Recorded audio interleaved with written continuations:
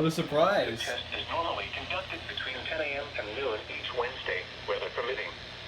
The signal was also used to test the activation and emergency readiness of the Skywire network of radio operators.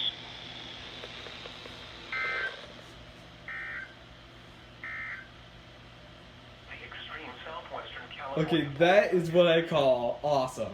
Not only did it happen early, but when I thought those were going to be the only weather radios that would activate, suddenly these three weather radios got off. Will return near the coast with high temperatures for coastal areas several degrees cooler than Tuesday, and the valleys a few degrees cooler.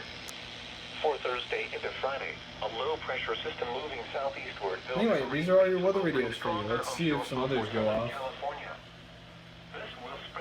It's interesting that the Radio Shack 12-991 didn't activate like it did last time, but yeah, that's it for the test.